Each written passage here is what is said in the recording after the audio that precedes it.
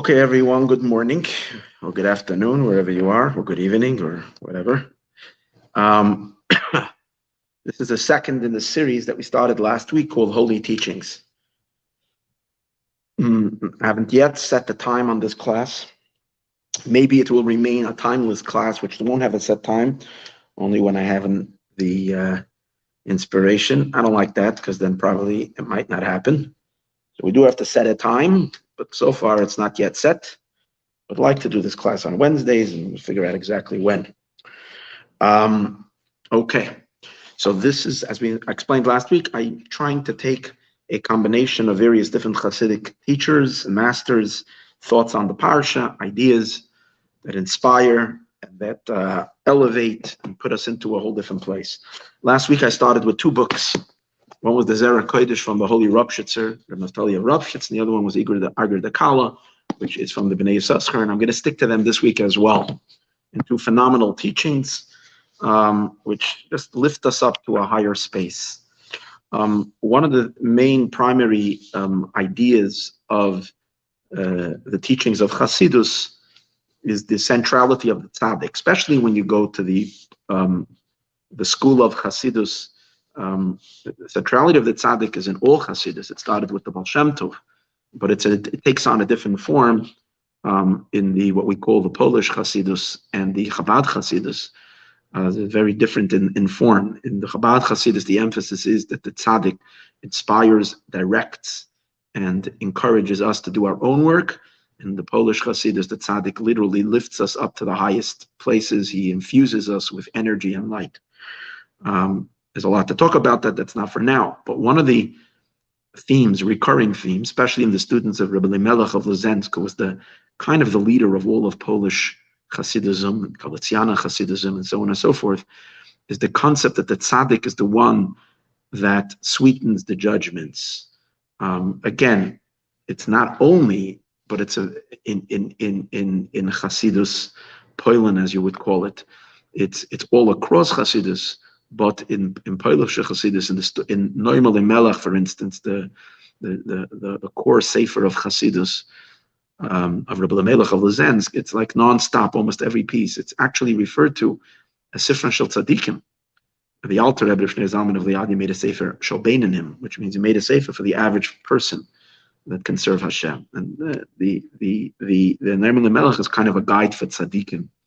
And he's constantly talking about the idea that the tzaddik is the one who's mashpia, who brings all energy into the world, and everything flows through the tzaddik, and that the tzaddik has to continuously remove judgments and sweeten judgments, which means impair the relationship between Hashem and the world, and bring God's connection, Hashem's light to the world, and elevate the creations and connect them to Hashem in a way that there's no harshness, there's no trouble, there's no judgments, and so on and so forth. So in a fascinating teaching over here in the beginning of Parshas Lech, Lecha, the Ropshitz, or Naftali of Ropshitz, very strongly reads into almost every pasuk that he gives comment on the story of Avram Avinu. In a sense, is the first Jewish tzaddik. Noach is already a tzaddik, and although we learned already in last week's class, live holy teachings, number 1, in last week's class on Parshas Noach, we learned already how the very author discusses Noach and says that even though Noach is criticized, we have to realize that Noach caused the entire world to tilt towards goodness, and that he brought salvation for the entire world, and that the Mabul, the flood, was really in its core was a very big chesed. That's why he says Mabul is gematria chasto 78. It's a very big kindness of Hashem. So he sees the positive, he sees the silver lining even in the flood. And hails the tzaddik and applauds the tzaddik, Noach being responsible for all of that. But yet, after everything is said and done, it came about through a flood. It came about, even the kindness that he speaks about is a kindness that has a negativity to it, which is that Hashem wiped away all the wicked, as he explains, which were impeding God's plan for the world and the world's reaching its goal. And it kind of refreshed the entire world so that we can get off to a fresh new start, and allow for the tikkun of the world to take place.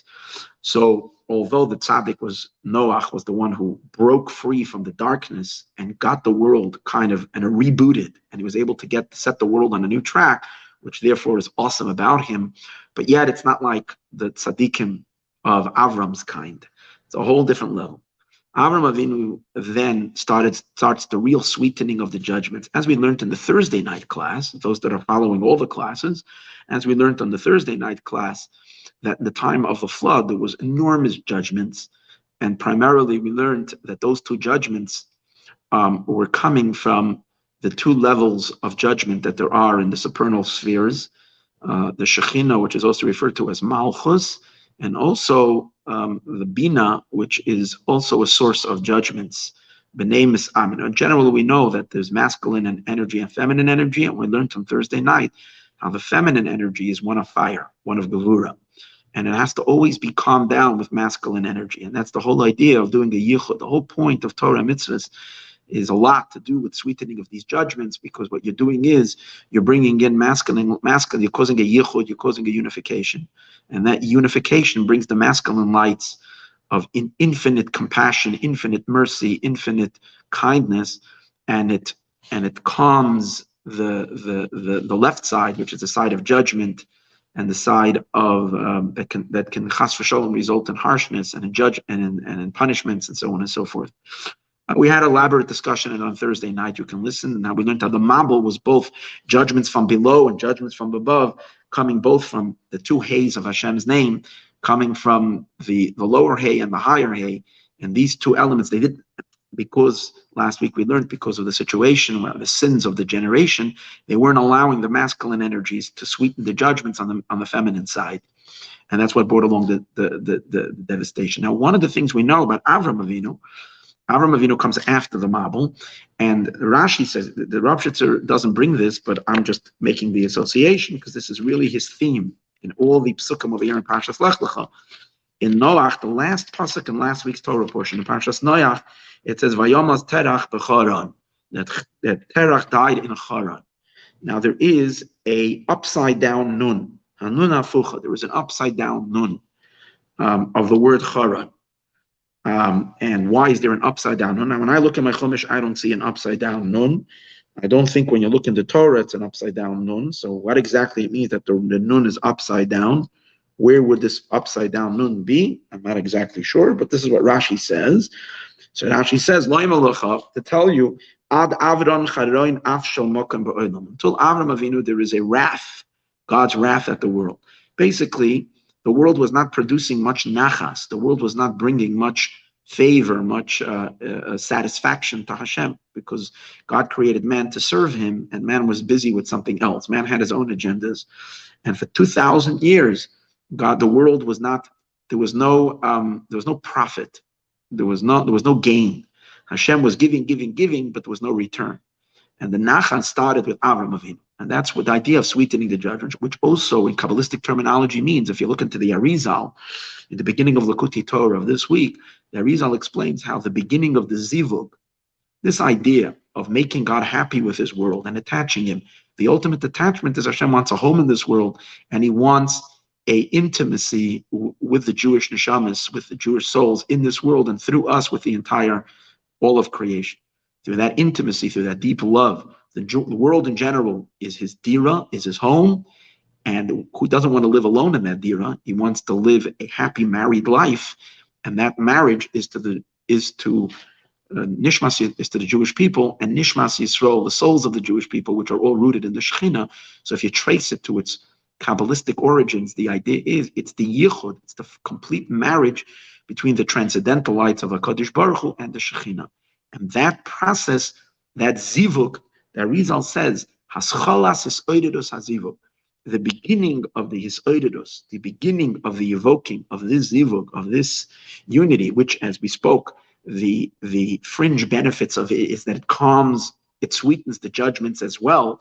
In the Shekhinah, which is the operating room for creation, it sweetens her judgments, and the world is full with chesed and full with kindness, is related to this zivug, to this union. And when did the union start? Arizal says, the zivug happens by Matan Torah. We discussed many times that even Matan Torah is not yet the zivug. Matan Torah is is the giving of the Torah is the betrothal, which is like leading up to the deeper union. But it's already considered a level of union.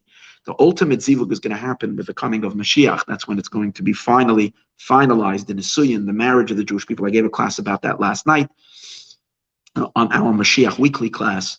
I gave a class last night on that, so you can watch that too. But it begins with Avram Avinu. He's the one who starts. So therefore, it makes so much sense. And that if you look into Zera Kodesh, which is a sefer written by a tzaddik on the style, following the Baal Shem Tov and the whole concept of tzaddikim here to sweeten the judgments and bring and intensify the zivug and this union, all this begins with Vayemin Hashem al Avram Lech Lecha. So what is so special is when you look in the sefer in his interpretation, you see how he explains this theme throughout all the psukim. And I'm just going to take one small little part and share with you an incredible teaching. It's very mystical. It obviously shows that the author had a complete different vision. He was able to see things. You know, when we learn Chumash, we're looking at the Chumash, we see the Chumash flat. Then we learn a little Rashi. Rashi adds a little dimensions to it. We learn some more Mefarshim. They add a little more dimensions. So then you're getting, the topography of the map. It starts to get, more of a 3D kind of a thing. You take a look at what these tzaddikim, they had different vision. When they looked, they saw complete different. They saw the words bouncing at them or protruding right out of the pasuk as different names of Hashem. It says, the Ramban says this. The Ramban says, Kol HaTorah Shmoisav Shel HaKadosh Baruch Hu. All of the Torah is pure Hashem's names. Every part of the Torah is God's name. So every word. So, but our eyes, until Mashiach comes, when we're going to get to learn the new Torah of Mashiach, Mashiach will teach us Torah that way. But until then, we're reading a very dry read. But these tzaddikim, they read differently. And I think it's not only a testimony to their holy vision, to their incredible eyes that they had, but also to where their heart was. You see what you want to see. And when your entire being as a tzaddik is to sweeten the judgments and to bring harmony between Hashem and the world, and that Hashem shouldn't see the negativity and the harshness and the faultiness and the weaknesses that we all have. Hashem wanted to create us with challenges and weaknesses, but that He shouldn't pay attention to that and should only see the good. Hashem should look with a good eye. This is where His heart is at, and that's why when He reads the pasuk, that's all He sees. So let me bring to you Perek Yud Beis pasuk Ches. Here it says, when Avram is traveling into Eretz Yisrael, it says, Vayatek Misham, that Avram Avinu moved away from there, Ahara to the mountain. So first he came to the place, to Shechem. Okay, that was the first place that Avram traveled. He came to Shechem, to a place called Elon Morin. Okay, and then he built a Mizbeach over there, he built an altar. And then it says, Vayatek Misham, he moved away from there. And where did he go? Ahara to the mountain. And then it describes where this mountain was. Mikedam leBeis Kel. This mountain was to the east of Beis Kel. Vayeta haloi, and he pitched his tent. Now Rashi says on the word ahaloi, even though it says it's pronounced in the masculine, his tent. However, it's written as if it would be ahalah, her tent. So Rashi says he pitched her tent before he pitched his tent, because Avram was a gentleman and he first made sure his wife would be taken care of. In those days, they would live in two different tents. The woman had her own quarters, man had his own quarters, and so how they lived. I guess anyways, it wasn't like a house. They had tent living. So he pitched first her tent and then he took care of his own. And then the pasuk goes on to describe Beis Kel Miyam, that Beis Kel was to the west. Now, if he pitched his tent on the mountain, which is to the east of Beis Kel, then we can obviously derive it on our own that Beis Kel is to the west because he's to the east of it. But the city of Ai, Mikedem, is further east. So if you really go all the way in the east is Ai, then is Avram's tent on the mountain, then Beis Kel is to the west. Okay, this is Vayimshal Mizbeach, and he built the Mizbeach and he called out in the name of God. And then it says Vayisa Avram. Avram continued traveling. He continued traveling to south. He's traveling south the whole time. So in these couple of words, there's a phenomenal element of the spiritual service of Avram, of the tzaddik, which all tzaddikim are all rooted in Avram Avinu, the first tzaddik, in a magnificent work of sweetening judgments. And let's see how that works. It explains like this. You take the word hahara. Hahara is gematria. Okay, we're going to be using a lot of gematria, a lot of numerics here. Hahara, the mountain, which means the mountain, but Reish is 200, and then you'll have 3 hays. So it gives you 215. And hay is 5. So 215. Hahara, 3 hays, which are 15, so 215. 215 is the numeric value of the word gevura. Now gevura is 216. The gematria of the word gevura, which is harshness, severity, is 216. So we know in gematria, you can always add, not always, but the way numerics work is that you add also the word itself counts as 1.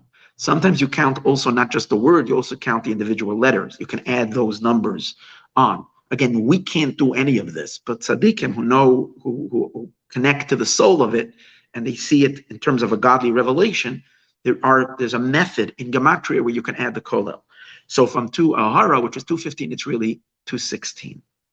So vayatik misham ahara now would mean that he uprooted the mountain, which would mean he uprooted hahara, the gevura.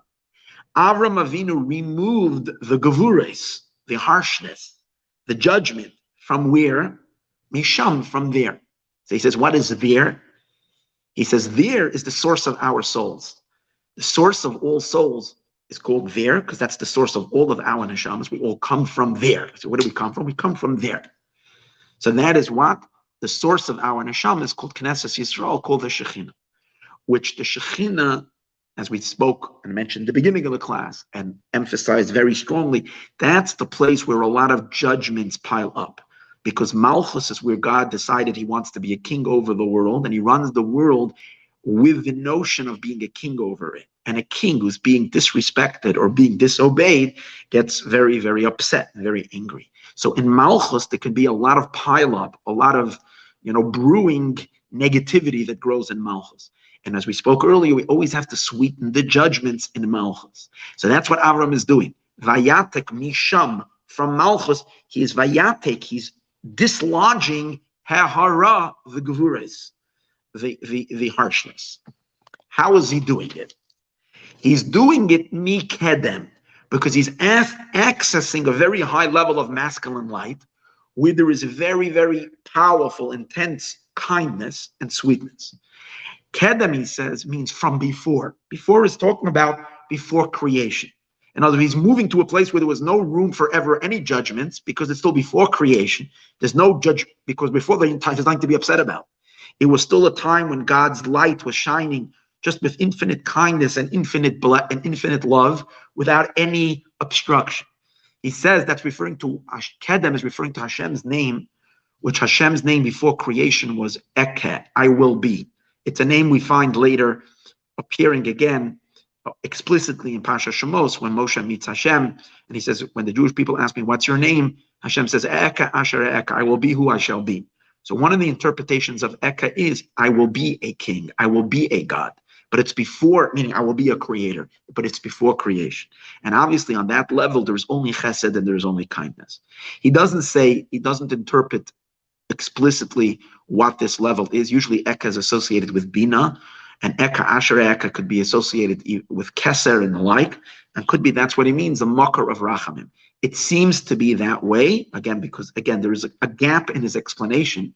So therefore, I'm just trying to fill in the gaps on my own. So, but could be because he says, Mikedem, which is the name of Eka, which is full of just pure kindnesses, Lebeis Kale, which is a source for Kale. Now we know that in the 13 attributes of mercy, Hashem, Kel Rachum V'Chanun. Now, the Kabbalists have a different versions of interpretation of where exactly the 13 attributes begin. If Hashem, we're used to thinking that Hashem, the first 2 names of God, the tetragrammaton, the explicit name of Hashem, Havaya, mentioned twice, that's part of the 13 attributes of mercy. However, according to, I think, many opinions, The Hashem is not counted, and the first one of the 13 attributes is Kale. Kale Rach. And because it's the first one, it includes them all. So it's the most powerful one, because everything is rooted in the beginning. So Hashem, Kale. So Kale is the most powerful one. Of what? Hashem's limitless mercy and compassion.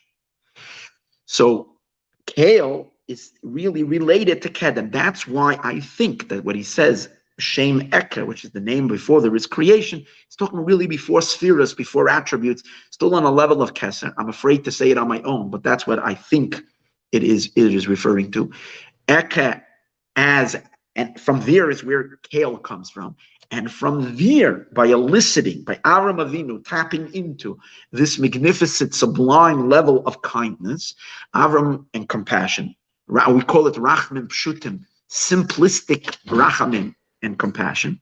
From this very noble, sublime, and high, magnificent source, Avraham Avinu was able to draw down these sweetened, this power of kindness to remove the gevurais from Malchus. Now, to further illustrate this idea, that he was drawing down this Kedem energy, this incredible primordial lights, and he was directing it to where the area where it needs to be massaged, the area that is knotted up, the area where there is constriction. Vayet, and he plants this light, this great sweetening energy. Where does he plant it? A haloi on the tent. But we said, how is it red? Even how is it written? It's not written. It's red, his tent, but it's written her tent, which means he's bringing it to the feminine world. And to see even stronger, we said earlier that on the feminine side there's two females. There is the lower hay and the upper hay, which is Malchus and Bina. And in both of them, there could be judgments. The judgments of Malchus are harsher than the judgments of Bina, but yet there could be judgments on these two levels. And that's exactly where Avram is taking the Kedem light, which is emanating as the first one of the 13 attributes of Kale, and he's bringing it into the two hays. That's why the word Ahala is spelled with two hays. You got the two hays and an Aleph Lamed. So he brings the Kale into the two hays, the upper hay and the lower hay, massaging the gevuris. Vayatek misham, he's removing the 216, which is ahara, from sham, from shechina, by sweetening the judgments on all levels, on both levels of the hay. I'm laughing because how does someone see this unless you have godly eyes? Like, how do you see this in the pasuk? Like, when was the last time I sat down to read a pasuk and saw this? Never. And then he continues and he says, so now the Torah is going to describe base kale miyam. Base kale is to the west, va'ai mikedem, and I is to the east. What is that all about? So here, kale, I'm sorry laughing because I'm just being amused by the awesomeness of this. He says, okay, so he's taking this energy of kale. Where does he have to plant it? He has to affect these two levels, the two hays. Now, the two hays are related to the two words, yum, and, which means sea, and I. Ha'ai. Why? Because yam is gematria 50. Yud mem is gematria 50. So the moment you hear 50, what is that? That's bina. That's the upper female. That's bina. That's where the gevura, minei dinan misarin, from there is where judgments come from. It's the source of gevura, is on the left side, is in the mother energy of bina.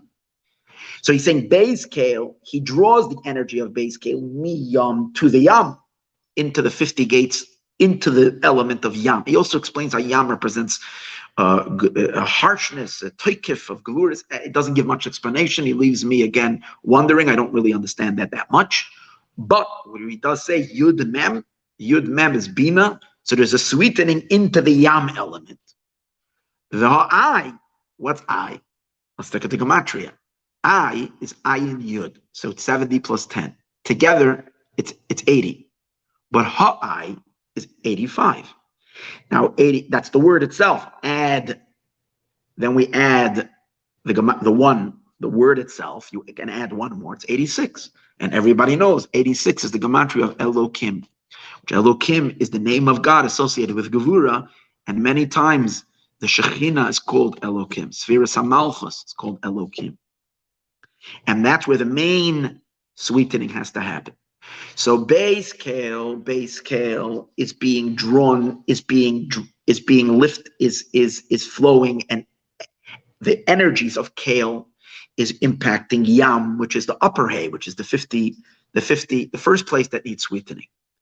And I, which is the 86, Gematria 86, which is the name of Elokim, that is being sweetened and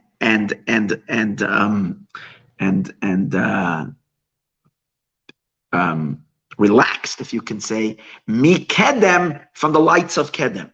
As we said earlier, from kedem is where he's drawing it down. The lights of kedem is keser energy, eke, which is before the worlds are here to upset God, from that original place.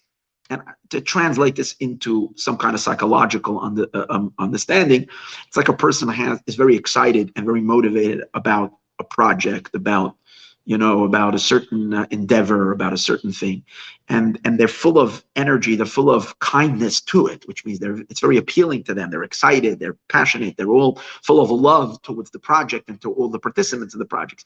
But then as it starts to play out, it doesn't necessarily play out exactly as they wanted it. And they start getting frustrated and they start getting harsh feelings towards the entire thing.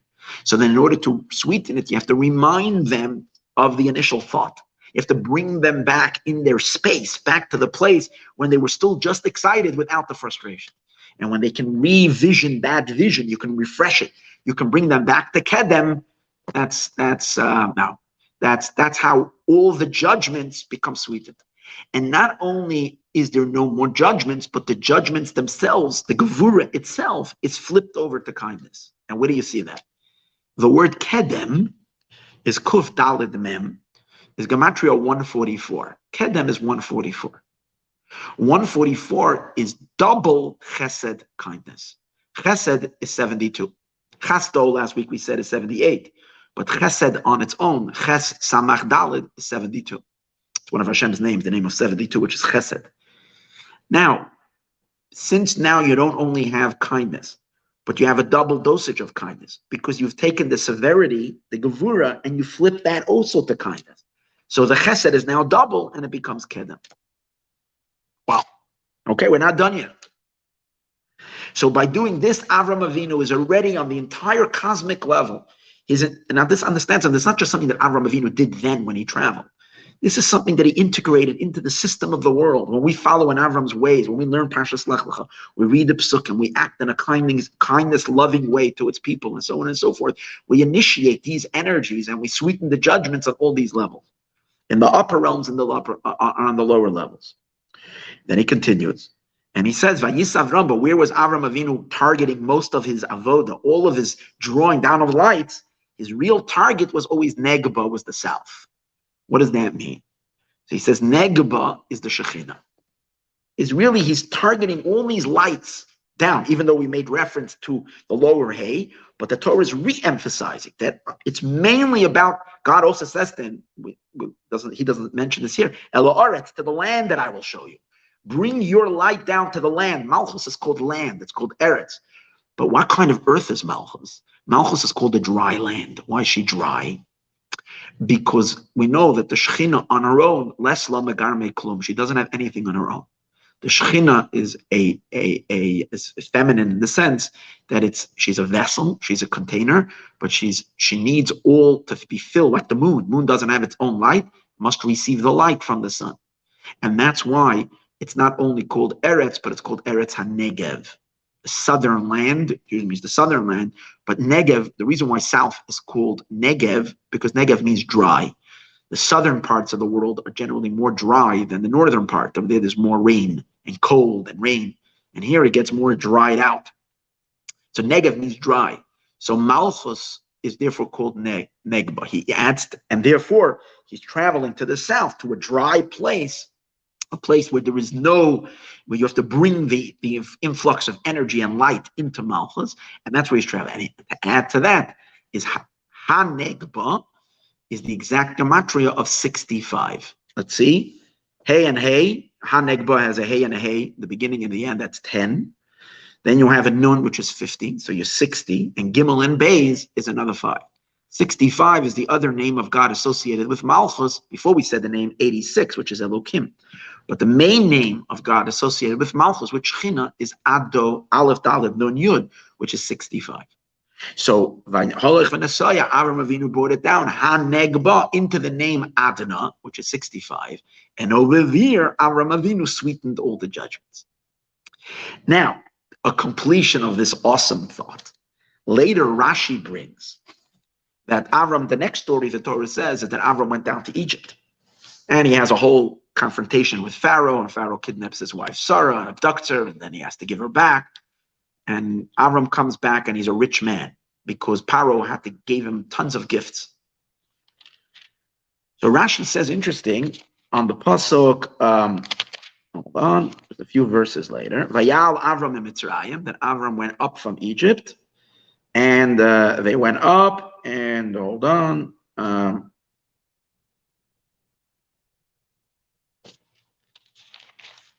Vayelech l'masa'av.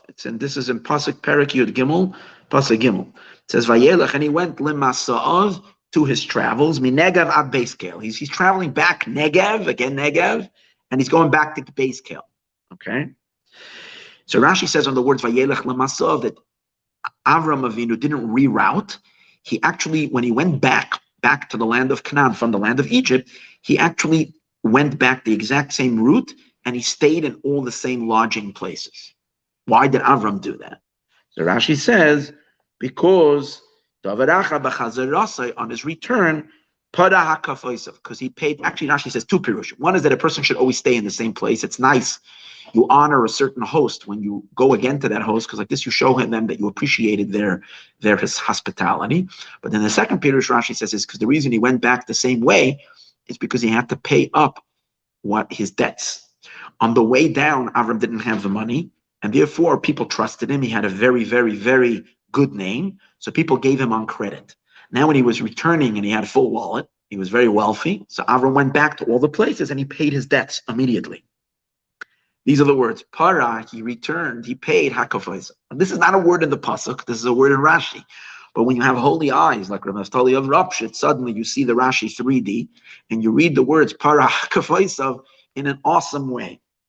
And he says like this: if you take the name Kale, which is a powerful name of kindness, like we spoke before, Chesed Kale Kol Hayom, the name of God associated with Chesed is Kale, Chesed Kale. If you take the name Kale and you open up the letters of Kale, which means you take the word, you spell out the letter. Aleph, Kale is made up of two words, two letters, Aleph, Lamed. When you spell out the Aleph, Lamed, so Aleph is Aleph Lamed Pei, and you do the gematria of that, the numeric value. So Aleph Lamed Pei is 111. Okay, Aleph, a Lamed and a Pei is 110. Lamed is 30, Pei is 80, so it's 110 plus an Aleph is 111. And then you have Lamed is 74. Lamed Mem is 70 plus Dalet is 4. So 74 plus 111 equals 185. So if you take the word Kale and you open it up completely, you don't keep anything locked. You open up all the letters, which means you completely reveal. When you do a milui, it means you completely reveal the word. You're opening the word. You're completely allowing all the potential of the word to manifest and to come out into all the containers and into all the vessels. So Avram Avinu, what was he doing? Oh, so then you get the word. You get the number 185. 185 is the same gematria as the word, is kuf pei hey, which is the word hekef, which is the root of the word hakafoisav. Hakafoisav means the debts, and now he's paying up his debts. That's a simple meaning. But it also means the word hekef, which is also the same word as hakafos, which we do on Simchas Torah, hekef. The idea of hekef, I think maybe it's associated with the idea that when someone gives you a loan or in credit, you have to come back to them because you have to pay it up. So it's like a circle. You're coming back full circle. Hekef means a circle. It's a surrounding, going in return. But in any case, Hekav is 185. So okay, so that's the name. That's kale fully revealed. Para means to pay, but para also has another meaning. Para means to reveal, to reveal. Maybe that's what payment is also. You're paying is you're revealing. You owed someone, so certain was concealed, and now could be. I'm not exactly sure how you connect the two, but possibility. Where do we find that para means to reveal? It says by the Sota woman, the woman who is acting in a suspicious, immoral way. You bring it to the Beis Hamikdash. The verse says, "Upara esroisha isha." You should uncover the hair of the woman. The head of the woman, her hair is uncovered. She is presented in the holy temple in an immodest way. Or you have in Kabbalistic terminology, you always have the idea of paro. The Zohar says, all lights are revealed from it. So para means to expose and to reveal. So Rashi is saying that when Avram, according to the Zerah Kodesh, when Avram was returning, para, now he was such an explicit, there was such exposure, and there was a complete, the kindness, hekev, which is the name kale, as it is fully manifest, is now para. He completely exposed and revealed and explicitly brought forth kale, the name kale. Everywhere he went, he was manifesting and flowing in an unobscured way the name kale in all of its glory and all of its potential. And that's the meaning of para hakafais. So here you have Avram Avinu in a full-fledged, powerful display of infinite kindness, showering the world and removing all judgments. And in our own practice, to put this all into practice, is that we're constantly in our own minds seeing things and getting upset and judging people and getting frustrated with this and with that. And that's not the way we should be training ourselves to look at. We should always see the good in people and around us. And by doing that, we're literally extinguishing fires. Amazingly, we're causing God also to look at the world with a good eye. If we want any judgments, we can direct it to ourselves, also only in a healthy manner. Okay, that is with Reb Naftali Ravshis. There was quite a few more interesting ideas that I was going to share, but I realize now that I read a little too much to give over in a short class, because I also wanted to share with you a fascinating teaching, not in the same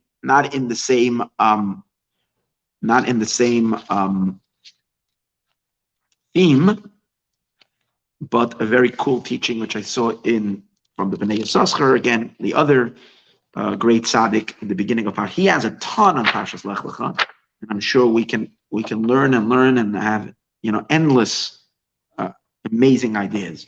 But let's stick to one of his first teachings on the Parsha. He says on the words Vayomer Hashem el Avram. He says over here is hinted to an amazing thing. It says God spoke to Avram. He says the Torah is hinting to over here the Hashem el Avram is divine communication. Now, at this moment is when the primary element of prophecy begins. I mean, Hashem speaks to Adam, of course, and Hashem spoke to Noach and to Shem and Ever tzaddikim, but it didn't really become a continuous communication. You see, it was interrupted. When Avram Avinu comes, and Avram fathers Yitzchak, and Yitzchak Yaakov, and then Yaakov has the Shvatim, Levi, and the other big tzaddikim, and then you continue with Moshe Rabbeinu. You have a uninterrupted flow of divine communication. Sadly, it didn't last. It stopped, but it was a golden era of prophecy, primarily starting with the time of Avram Avinu and going until when? Who are the last prophets? The last prophets were Chagai, Zechariah, Malachi. So he brings over here from the Megale Amukais, or actually goes all the way back to the Rokeach. The Rokeach was one of the great from the early. Lived in the 13th century, and he was an incredible mystic. He was a very big tzaddik. And I once gave a class that it says prophecy will return, and actually the Rokeach himself was a prophet. On a level of prophecy, that was possible in the time of exile. But the Rokeach, Rabbi Yehuda Chassid, it was a short period of intense divine revelation, which Rambam already predicts. Well, I did it in another class, not for now. Rambam predicts that in the years following him, about 50, 60 years after him, prophecy will return, or 40 years after the passing of the Rambam, prophecy will return. Rokeach is one of them. But the Rokeach says the uninterrupted flow of prophecy is, he counts it from Yitzchak. We'll see in a moment why. He says from Yitzchak's birth until Malachi, which is the last of the prophets, passes away. He makes the calculation. He says it's 1,405 years. I mean, you have to do the look into them. He did the historical counting of the years from Yitzchak's birth until the end, Malachi's passing, is 1405 years. So therefore he says prophecy was here in the world 1405. And he gives a hint to it. That's why it says, Ata tzivisa pikudecha. You commanded your commandments, which means God's communication to the world and commanding commandments and giving direction to the world, was for the numeric value of the word Ata. But here's a trick over here. Ata is really only 406. Taf Hey Aleph. But the Aleph in the beginning of the word Ata, we're not going to read it as Aleph, as a single digit, we're going to read it as 1,000. Because Aleph is also the word Elef. So you can read it Elef, 1,000, Taf Hey, 1405. That's the time when Sevisa Pikudech. That's the time when you commanded your thing. Now, on the bottom over here, this is not in the Bnei Yissaschar itself, but on one of the commentators, this is a sefer which they produced, and they have some commentary at the bottom. He brings from the Magali Amukais, which is another great Kabbalist, who says that if you're counting from when Yaakov is born, then you're only counting 1,000, the time of prophecy is 1,345. That's the amount of years that there was prophecy, from Yaakov to the Malachi. But when you're, and we'll see why should we only count from Yaakov? We'll see in a moment. So again, the first count, we counted from Yitzchak was born. That's 1405. If you're counting from when Yaakov was born, it's 60 years later. It is, so they'll leave you only with 1,345 years. But the Megala Amukah says, but if you count from when Yitzchak was born, which means like the Rokeach is saying, you're counting from Yitzchak's birth, then it's 1405, which spells the word Ata, as we said, and he gives another evidence. Ata hachiloisa, you began to, Moshe Rabbeinu says in Veschanan, Ata hachiloisa, you have begun to show your servant.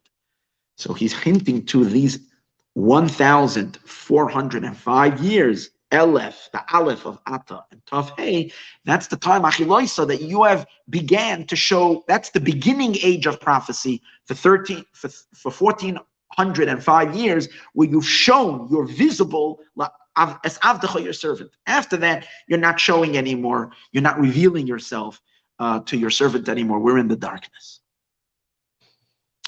Now, why would we only count from Yitzchak's birth?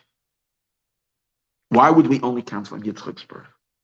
Why would we only count from Yaakov's birth? You understand, for prophecy, there needs to be purity. Avram is a super tzaddik, but Avram is not so pure yet, because inside Avram Avinu, there is still embedded in him some impurity, and that's the impurity of Yishmael. Because Avram is still containing Yishmael's neshama, and we know Yishmael was considered is coming from the venom of the snake. It's still the impurity where it was planted. The reason why we have 3 patriarchs is because the filtration of process of filtering till you get the pure of the pure took 3 generations. Avram needed to expel Yishmael out of him, and that's why Yishmael had to be born before Yitzchak. Once Avram expelled Yishmael, Avram is now pure, and Avram can now produce Yitzchak, and Yitzchak doesn't have within himself the sediments of Yishmael. But Yitzchak is also not perfectly pure, because Yitzchak still has within him Esav inside of him. And Esav also needs to be expelled and ejected from Yitzchak. And that's why but over here it was born as twins, Esav takes out the impurity, and Yaakov remains the purest of the pure. That's why it would make sense to start the real idea of divine communication only from Yaakov, when Yaakov is born, because that's when we have a pure vessel, and then it's only 1345 years till Malachi passed away. However, he says, the reason why we would count even Yitzchak, why would we take Yitzchak if Yitzchak still has the impurity of Esav? He says Esav's impurity is not as dark as Yishmael. It's not so, why? What do you see? He says from Esav, one of his descendants converted, and became actually a prophet, and that was Avadia Ha'adomi. One of the prophets that there are, one of the Hebrew prophets is Ovadia, and Ovadia was an Adomi. He was an Edomite. That means he came from Esav. So you see that Esav is not an impediment to prophecy as much as Yishmael is. So therefore, yes, the ultimate purest communication starts with Yaakov, but we could count also from Yitzchak, because Yitzchak is pure enough, because even though Esav is included in him, it's not such an impediment. And that's when we get 1405. So now the Bnei Yissaschar comes, the Reb Tzvi Elimelech of Dinah, the Agur Dakal, the author of this sefer that I'm reading now, and he says, if that's the case, then we shouldn't push Avram Avinu away completely. We shouldn't eliminate Avram's prophecy, because Abraham's prophecy could also be included. Why? Once Avram ejects Yishmael out of his system, and when is that? When Yishmael is born, but not when Yishmael is born, when Yishmael is conceived. In other words, once Avram transmits the seed to Hagar, and she becomes pregnant, at that moment, Avram has purged from himself Yishmael from him. How old was Avram Avinu at that time? When Yishmael, and therefore we can consider prophecy beginning to the world from that time. So let's see. Avram is 99 years old when Yishmael when he did his circumcision, and the end of this week's Parsha. 3 years before that, and Yishmael was 13 when Avram is 99. That means Yishmael was born when Avram was 86. Interesting number, the name of Elohim. When Avram, you see that it has to do with a certain gevura, with a certain judgment, because Yishmael is inside of him. Avram is 86, Yishmael is born. But she conceived it 9 months earlier. So at that age, Avram is only 85. He says 85 is when Avram, from 85 and onward, Avram could be considered as one of the prophets in this count. And he says, therefore, Avram, and that's hinted to in the word 85 is the word peh, mouth. Here is when Avram has a peh, a mouth to speak to God directly, because Yishmael is outside of him, 85. So if we're going to add, how many years? Yitzchak's birth is when Avram is 100. If you count from Yitzchak's birth, we said it's 1405. But we add 15 years. So 1405 gives you 1420. 1420 is the amount of prophecy from the beginning of time until prophecy closed, until it opened again at various different times, and then it opened again by the Baal Shem Tov we discussed, and by Mashiach for sure. It's going to be massive prophecy. The Rebbe said prophecy returned already. But the first stretch of prophecy, according to the Bnei Yissaschar, could be stretched to 1,400 of uninterrupted prophecy, 1,420 years. And he says that's hinted to in the first words, Vayomer Hashem el Avram, that Hashem Havaya speaks to Avram, communication between Hashem and Avram. And in these words, Hashem el Avram, you will have 1420. How? Again, you have to have very bright eyes to be able to figure this out.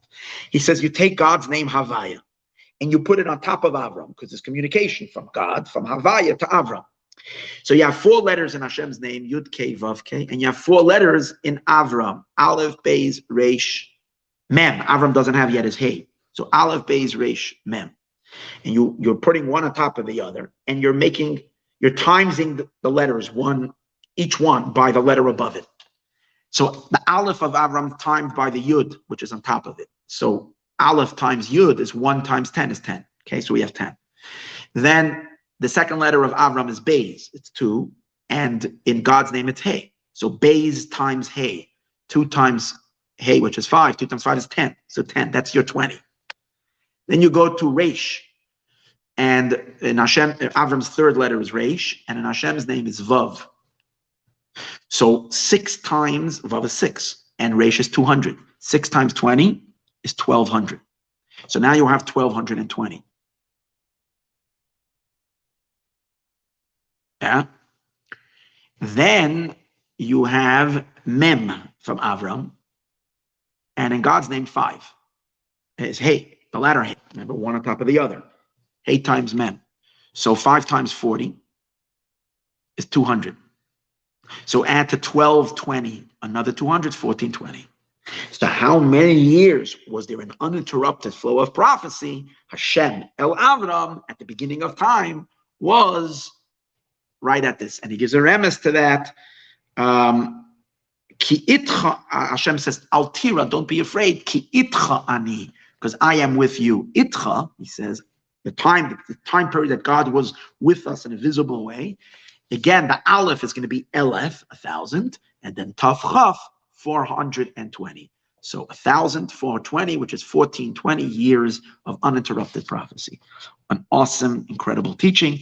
Hopefully everybody will join again next week for some more holy teachings. And by then, hopefully, we'll hear it from the tzaddikim themselves. We won't have to hear them through me. We'll hear it from them, as they shall be here alive in this physical world.